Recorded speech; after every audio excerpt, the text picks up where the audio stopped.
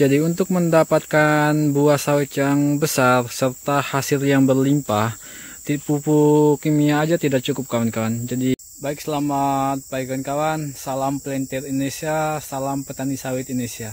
Kali ini saya akan membagi pengalaman mengenai jenis pemupukan yang kita gunakan di perkebunan kita ini kawan-kawan.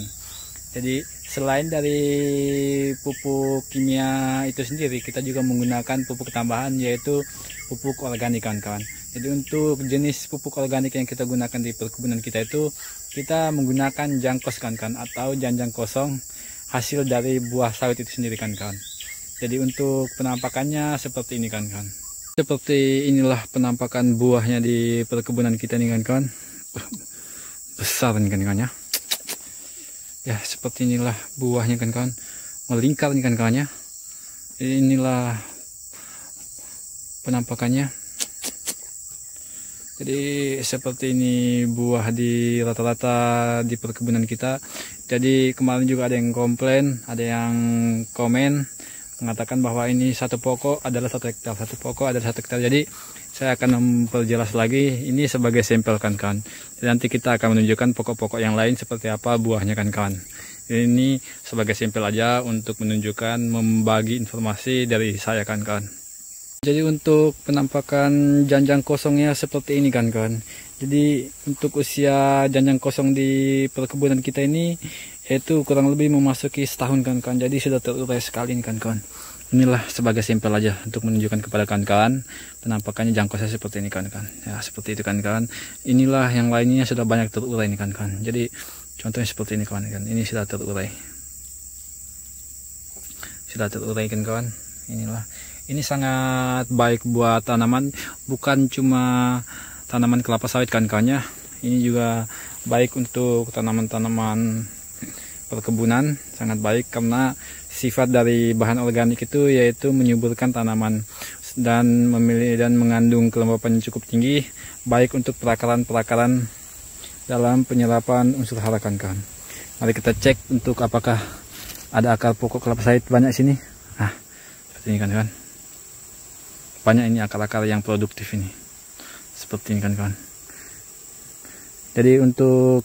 Jadi itulah di video sebelumnya saya menjelaskan untuk proses pemupukan yang kita lakukan di perkebunan kita tuh, kita menggunakan penaburannya di seperti ini kawan-kawan.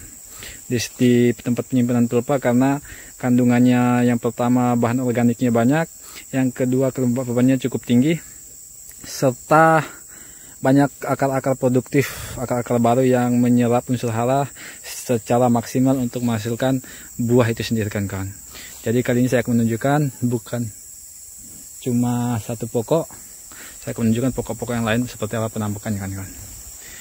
Ini pokok kedua, seperti apa buahnya, ya melingkar juga nih kawan-kawan ya. Seperti ini buahnya, melingkar kawan-kawan. Ini sudah ada dompetnya kawan-kawan. Seperti ini. Mari kita cek lagi buah yang lain. Ya, seperti ini kawan-kawan.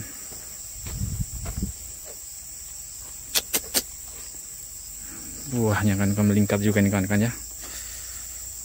Ini juga buahnya melingkar. Mari kita cek lagi pohon yang lain. Ini lagi kawan-kawan. Setiap pokok ini, jadi jangan kawan-kawan nanti mengklaim satu pokok 1 hektar, satu pokok 1 hektar. Namun kita tadi hanya untuk memberikan sampel aja bagi kawan-kawan. Semoga tips yang atau pengalaman atau yang hal edukasi yang kita berikan kepada kawan-kawan dapat bermanfaat kawan-kawan. Seperti ini. Mari kita cek lagi yang lain kawan-kawan. Bukan cuma satu pokok 1 hektar kawan-kawan. Mari kita cek. Buahnya nih kawan-kawan ya.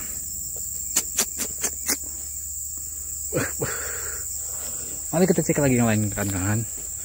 Jadi setiap di video saya banyak yang komplain, banyak yang komen, satu pokok 1 hektar, satu pokok 1 hektar. Mari kita cek sama-sama apakah betul satu pokok 1 hektar. Ya banyak ini kawan-kawan buahnya ini kawan-kawan. Hampir setiap pokok buahnya melingkar kawan-kawan. Jadi kita memberikan jangkosnya di seperti itu di setiap penyimpanan pelepah. Penyimpanan pelepah kita berikan jangkos atau janjang kosong agar berfungsi ketika kita berikan di tengah-tengah, dia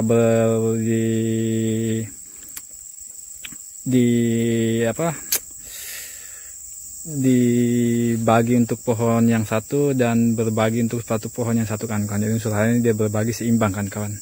Jadi ketika kita memberikan pupuk kimia juga seperti itu. Jadi kita jangan terlalu tengah, tapi kita memberikan bagian pelepas ini kan kawan. Jadi berfungsi untuk satu pokok ini, dan sebelahnya juga begitu kan kawan. Kita juga memberi pupuk di sebelah sini, jadi berfungsi untuk satu pokok yang ini kan kawan. Seperti itulah teknik pemupukan yang kita berikan di perkebunan kita ini kawan. Ilmu yang saya berikan kepada kawan-kawan bermanfaat, dapat berguna, dan kawan-kawan dapat mempraktekannya dan bisa menghasilkan buah seperti di perkebunan kita ini kan kawan. Jadi mungkin cukup sekian. Saya akhir kata, assalamualaikum warahmatullahi wabarakatuh. Selamat pagi, salam pelintir Indonesia.